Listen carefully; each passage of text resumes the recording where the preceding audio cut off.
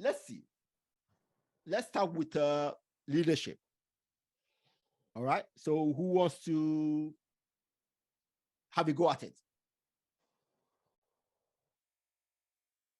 Reverend? Okay, well, I mean, without doubt, leadership is a very, very critical issue. I mean, there's so many tenets around leadership that are so critical, and when properly understood, they really make a difference. But one of the things that that has always been a perennial kind of like discussion and argument, for which I think Willem can kind of jump in and pick it up further, is whether leadership is born or made. There's a very big, interesting argument around that. But one statement, and I think I pick it off Willem's last point, which I'm a very passionate person about, the whole boy-child crisis, the man crisis, which, by the way, if we want to understand what man crisis is, just look to the United States, to our fellow African brothers who from the 1940s became, no, in fact, from the early 1900s, became a deliberate attack target of social engineering. And you see where they've gotten to today because of what they've done to the man. But I won't go into that. Let's go back to leadership. No, let's go there. Oh, okay, let's okay, go great. There. Oh, great. yes, it's important. No, great. No, absolutely. That's leadership at home that you're talking about. Yeah, absolutely. Yes, because take the man out of the equation and you destroy the society. Now, I want to pick a statement, Willem, you made, which I loved. I just want to kind of draw it right through. It was quoted off the writer of Dune. I'm a bit of a reader and a bit of a movie watcher. So the original writer of Dune, I think Frank Herbert, is attributed as the owner of this statement, but that's highly arguable, but it's become a statement, it's a popular statement. It says, and I quote, "Strong men create good times. Good times create weak men. Weak men create bad times, and bad times create strong men." So that is the perennial cycle. And if you note, you will see that basically with the advent of the Industrial Revolution, which then led to the last age, the 20th century, and all its developments and all its movements and all the big things that developed in the 20th century leading to the information age, life has become relatively easier. And that easiness of life has had a detrimental effect on the quality and type of men we have raised. You know very well, everyone will agree here, that war and bad times create very, very strong leaders. And that strong leadership, adversity, that strong leadership is what leads to very powerful communities. I mean, Singapore is a great example when we want to exemplify that. Japan, phenomenal example because of what happened in World War II and how they were totally wiped out. Germany, same story. The effects of the sanctions that they suffered from World War I right through the League of Nations turned them into the monster they became, but at the same time, past World War II, look at who Germany became. And every great nation has a similar story.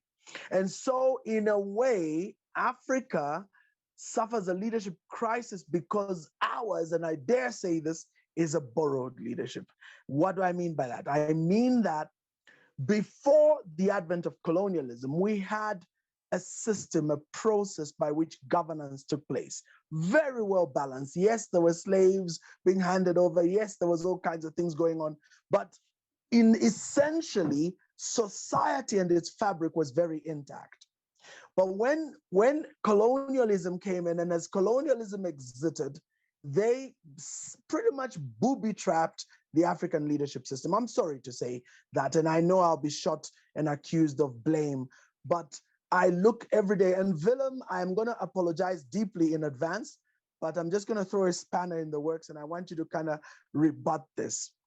I want to use South Africa as an example, because South Africa is almost becoming what do you call a country that's a pariah? Yes. South Africa is almost becoming a pariah, not in terms of a rejected state, but they are proving everything we don't like to say about African leadership. It's so depressing. Now, let me explain very quickly and then throw this back to you. I'm sorry for dragging this. But look at South Africa. You have the whole of Africa rallying together to fight for South Africa's independence and to move them away from apartheid, which thankfully happened. As the NP and the Boer government was exiting, what did?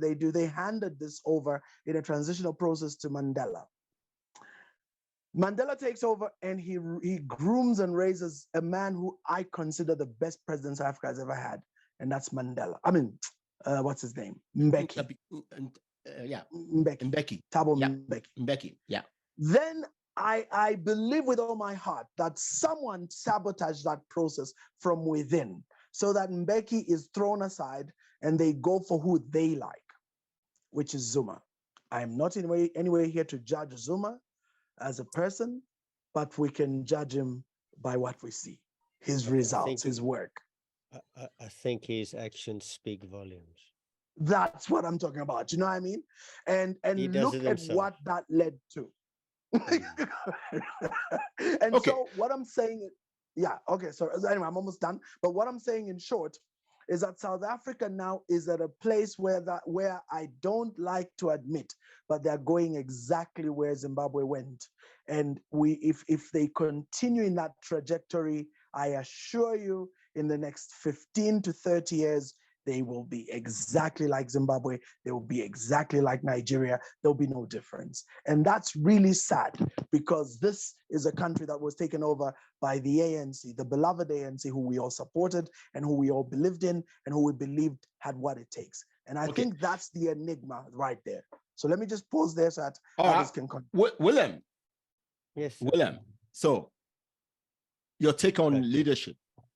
Okay, cool. And I want to add to what Namy is quite passionate about, and thank you for hammering on that. No, it's I didn't know you bringing 65 tribes together. You know, mic drop moment to you. But God, it's like having 65 in-laws for Christmas lunch. I am going to serve a lot of alcohol. Yeah. But the thing is, I that's think my mission. Yeah. The challenge that we face, that I see in the messaging out there, when it comes to people and leadership, and it builds towards leadership, everywhere we go, we're being taught we're the same. We're exactly the same. We're all just the same. And they're like, no, we're not. We're not. If you look at how I parent, how the Reverend parents, how Namy parents, how Ekene parents, it's not the same thing. And here's the thing. You look at this bottle, you see a rectangle. If you look at it from this side, you look at it from this side, you see a circle. We're looking at the same bloody thing. But this guy goes, but it is a circle. This guy, it is. And because the messaging says we're the same, and we're not. And that's where the power of diversity lies. And I do that in my classroom. I get moms, mechanics, teenagers, old guys from all races and every culture to work together, because they recognize that they're not different, and it's a good thing. And it's a good thing. And that's the thing that we need to take a look at it, is that stop this messaging of we're the same. We're not. Yeah, we're and not. That's good. Yeah. Men and women are different. And that's a compliment. We're supposed to complement each other. But currently we're being set up as we're competitors. My wife must compete with me, and I must compete against each other. Yeah. And you're like, no, that's not it. And that leads to the instability that we have. But that brings us again to the world that we face. Like I said earlier, you know, it's as if you have to be everything to everybody at the same time. I see it's like trying to juggle jelly. And it's impossible. And in a world of jellies, you need to be a brick and go like, no. And just like this background that I have behind me, which is of a brick wall, that's how you build a future. By becoming a brick, and then somebody else says, I agree with that. And will it create divisiveness? Absolutely. But that's where the conversation starts. Because the quality of your life and your future is determined by the quality of the questions. And the current environment, it doesn't lead to questions, it leads to accusations. And that's the problem. And our leaders are out there trying to juggle jelly, trying to be everything to everybody. And you shouldn't. Yeah. I mean, I'm an absolute contrarian. People fear when I go to events. They're like, oh, he's going to say something. And I go like, yeah, I'm here. Hold my beer. Yeah. I'm going to say, because I'm not afraid to take the shots. Yeah. Thank you. Thank you. That's happening. And Namy, what you're doing there is you standing up and getting, listen, guys, I have this flag. We're going to fly it. We're going to do this event. And we're going to play together. Yeah. Literally and figuratively. Yeah. And with traditional games and everything that before that's they couldn't even imagine, but we're going to do it. But then you look at my country, the xenophobia is through the roof. I would not like to be a foreigner in South Africa. I wouldn't walk at night. I wouldn't do nothing. Yeah. You know, it's insane because people see it as a competition. And here's the thing is, also, when it comes to our differences, people go like, but he does this better than me. All our spaza shops are run by these people. Yeah, because they do it better than you. Yeah, but that's unfair. No, dude, he just paid attention. It's time for you to pay attention as well. Yeah. And that brings us back to personal responsibility, because let's be honest, ladies and gents, the problems that Africa has, it doesn't matter what government we put in at the current time. The problem is too big for anybody to solve. The solution will come not from the upper class, not from in the middle. It has to come from the bottom. Yeah. It has to come from the people itself. Yeah. And that's where I think leadership, we've been looking for leaders at the top for a long time and we can't find them. Oh my God, that's what you just said. That's what we're trying to do here in Ivory Coast. And we need to start leadership in the life of Africans. And when you can lead in your life, you can lead in your home. Doesn't matter if you're a father or mother. And when we lead at home, I can lead in my community. In my community, and then I can go start around like a and spirit. That's the thing. That's what we're doing here. That's where we're going to start building leaders. We're not going to find them at the top. We need to go to the bottom. Yeah. And they're there. And they're there. Yeah. That's what my government is supporting my idea, because when I first came and I tried to explain the same way you did, they were like, oh, they know, those chief of villages, they're not gonna listen to us. Okay, give me the shot, give me the permission to go everywhere. They were like, okay, you have permission. And I start going to every single department first. We have Sheffield department, Sheffield religion, and everything like that. And I go there, start with the people, start with the chef, and speak about myself. Okay, this is what we're gonna do. This is what the problem we are. We haven't been able to do this in the past 10 years because we had a war. And it was really difficult back then. And it was division is like that, political party, religion, and everything like that. You can imagine. And I'm like, we're not talking about religion. We're not going to talk about politics. We're just going to talk about us as human. What will make us happy before, what we used to do before. And people are like, oh, we used to have this. We have alliance between tribes. We have those things. We have those games between tribes. We had all those. And I start documenting everything and start putting everything together on paper and going to villages, Today, everybody looking forward for that game. It will be in July and 28th of July to 30th. Every single department will be represented with their tradition, with their dust. Everyone will be seen and heard. Everyone. Okay. Well done and on that. after that, now we can now start to discuss about, start to understanding about politics, about economy, because you have to go back to the roof. Otherwise, if always politics want to do things and things that people don't even want to listen to them anymore. You need somebody to say, okay, let's start all over again. And after that, we start talking about social issue. What's going on in your villages? Why the youth are not working? What's going on? You have land. Why don't we start a program of farming this? Onions, tomato, things like that, cooperative, group by group. in between us, among us, oh, let's start building that school that is, we're not waiting for the government because they're not going to come and do that. So let's do that. All the youth in the villages, we had geobeton, the material, we're just going to get the machine and we take the machine, go to the villages. We make the brick, we're building school together. The youths will say, we built this school for our future. So this is a program I started and it's been 2-3 years now going now. Well done. That's very good. Yeah, very well good. done. Very good. Very Absolutely. good. Thank you. Now, see, you guys,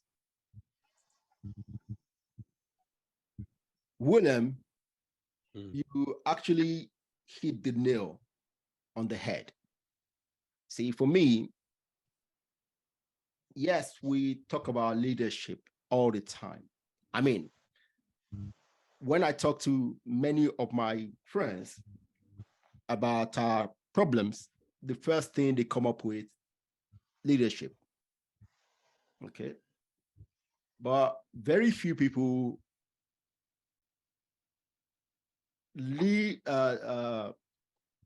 talk about leadership, personal leadership, because that's where it starts from. It starts with you. You see, Absolutely. It starts with the followers. Because if you can't lead yourself and you tell other people what to do from a leadership perspective, you're going to be incongruent. Yeah. And people smell that a mile away. You see, the thing is, if do. I don't hold myself to the standard that I want you to follow, yeah, it's not leadership. gonna work. Let me bring in an angle here, Okay. if you can allow me. Yeah, I just want to bring an angle. You do realize that there are very powerful people who want to maintain the status quo, right? Oh, yes. And I think that component cannot be run away from. No. And they say that he that does not learn from history is bound to repeat it. And I want to bring three examples that I think really will hit home. I think they're very pertinent, they're very potent, and they really, drive the point home. The first example is Lumumba. Lumumba, yes, I'll be very quick to admit, was a very naive guy.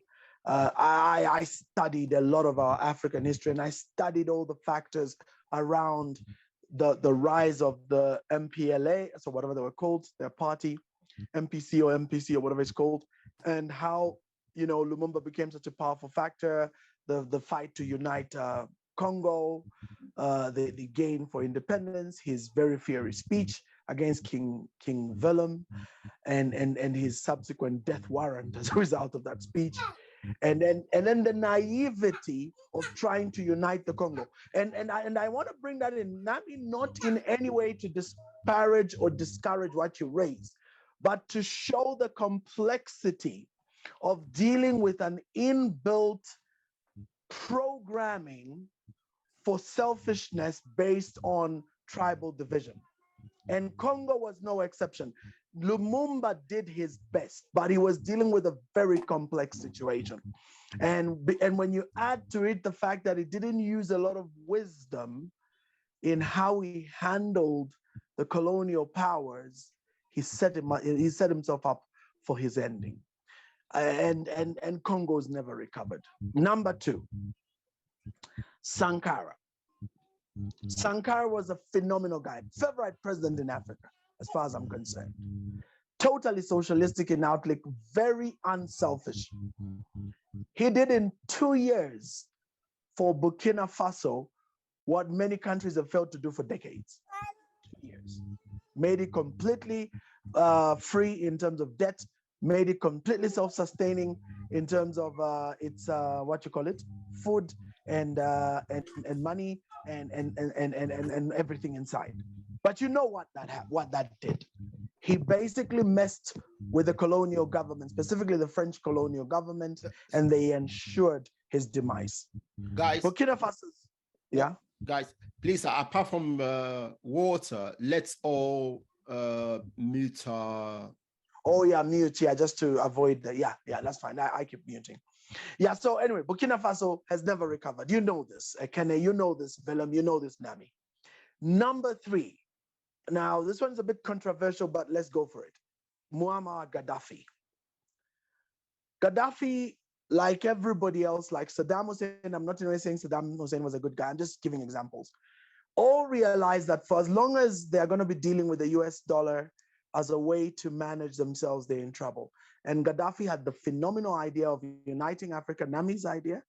He went around to every country, marketed the idea of the new AU. That's how the new AU was born.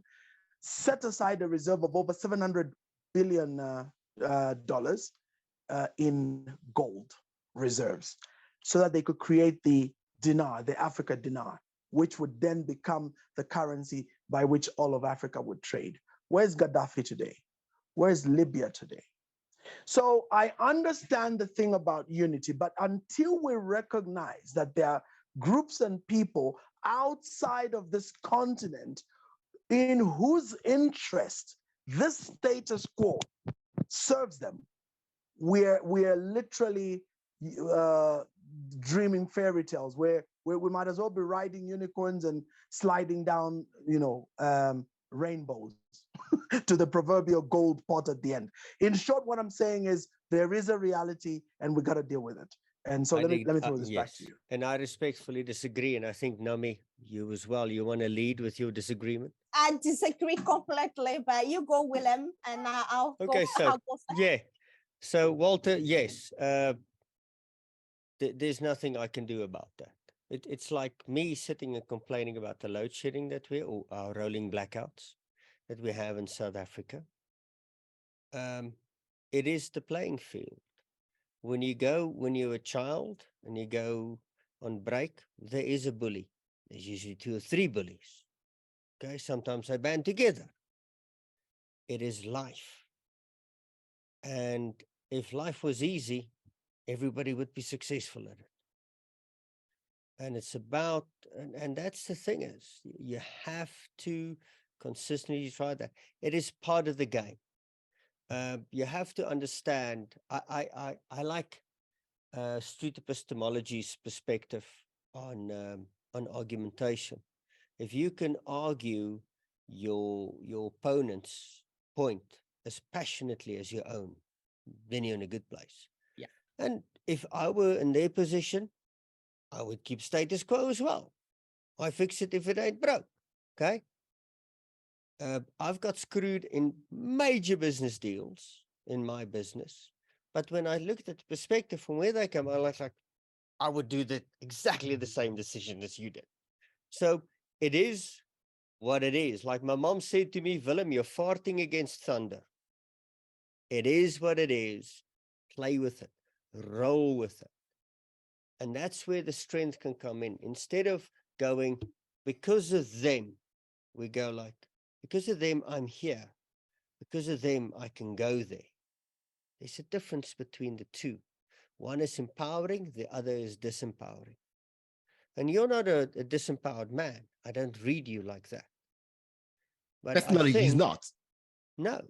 And I don't put you like that. But the thing is, I think when we grow our view of the world and go like, we're not a child standing up to 2 parents.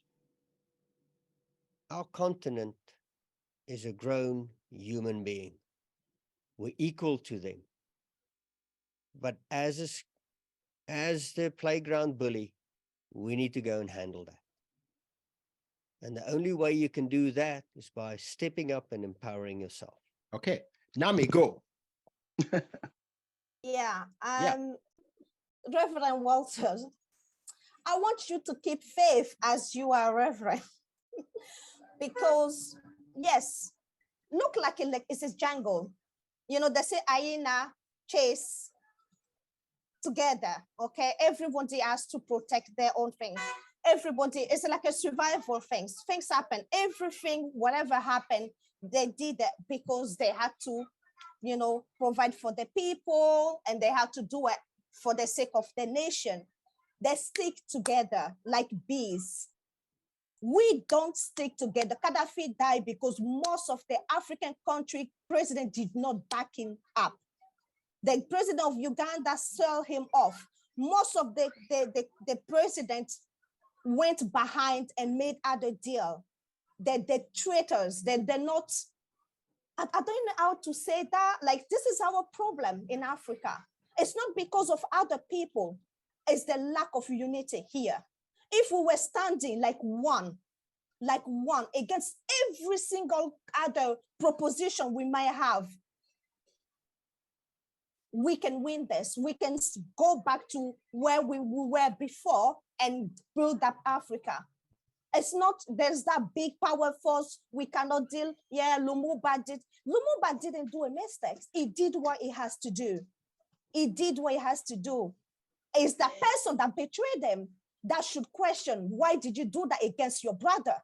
Why can't you stick together and for one and say no to if whatever come and give you the proposition to start a war or do a little coup or whatever? Because every single face, Africa, we had to accept for them to use us. We had to accept every coup happened because one of us accepted it. Because one of us accepted it. Simple as that. Simple. Okay.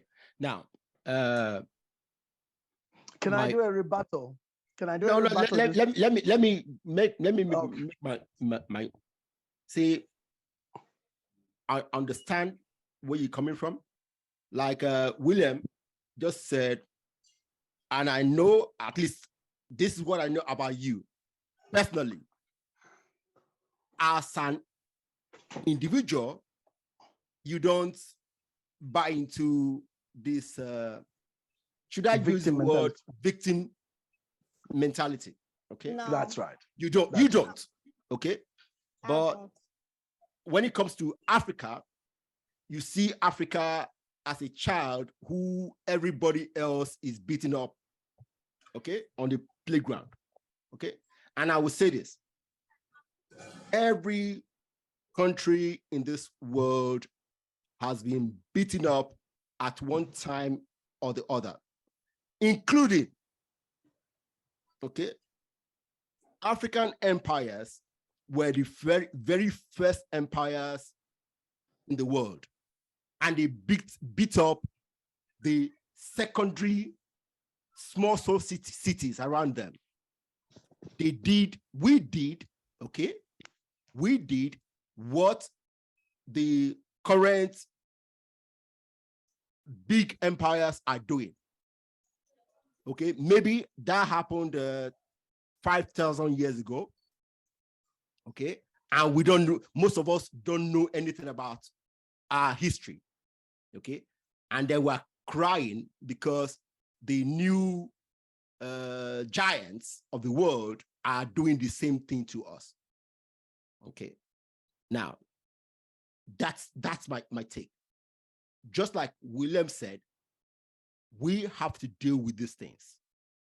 Okay, we have to deal with these things. Now, what do we need to do? We need to, like Namy says, okay, we should come together. But that coming together has a reason. There's a reason why we haven't come together, and that will be the next thing we'll talk about. So, Walter, go tell us. My rebuttal. No, yes. I agree. You know, the irony of all this is that I actually agree wholeheartedly with all the passion you can think of with both Willem and Namy. But one of the things I've learned, you know, I did a very long stint in health, homeopathic and naturopathic health. I'm also an NLP. I had another meeting today. Okay, wow. All right. That's fair. All right. Thank you for being here for the short time you have been here. All right. Take care. Bye. Bye. Okay. Yeah. So like I was saying, being a student of naturopathy and homeopathy, as well as neuro-linguistic programming, there's something I have learned and appreciated. And it is this: you do not deal with the problem until you first wholly diagnose it. Okay. And your ability to diagnose well is the difference between prescribing the right treatment or not. And if we are where we are as Africans, we must have a full understanding of the challenges we face, the scope and depth of those challenges, and the proposed solutions for those challenges. Of course, like any smart people, we must look to our fellows around the world and see how they dealt with these problems and how they overcame them and what we can adapt. But then again, to borrow Willem's term, to borrow Namy's term, even yourself, Ekene, we must look for a homegrown solution. So I don't play victim, and Willem, you're correct, I don't. My aim of raising those stories is to show that even as you go into that school ground, you do have the enemies. And like you rightly put it, Willem, we must face the enemies. But as you face them, what's that saying? Keep your friends close and your enemies closer. Well, I will say this. Let's not use the word enemies. See, I don't see them as enemies. Okay. I see them as, just like Willem said, they are the bullies on the playground. Okay. Okay, so let's call them bullies. Like I said, we also were there at one time. Semantics. So let's bring these bullies closer. Let's see how we can leverage these bullies in order to get ourselves to where we want to be. And to do so, we must fully understand where we are falling short and why. And I like what Namy raised. Namy raised a great point. She talked about betrayal. The first point that I have in my 7 keys to transforming Africa is taking responsibility. How did we find ourselves in this situation? So we must take responsibility for that. That I agree. So when I raise the issue of the enemies, is just to say that, look, even as you talk about, hey, let's unite, let's do this, we must recognize that within that context are people that would prefer you remain the way you are. All right. Because it serves. All right. Yeah. Let's move on to the next level.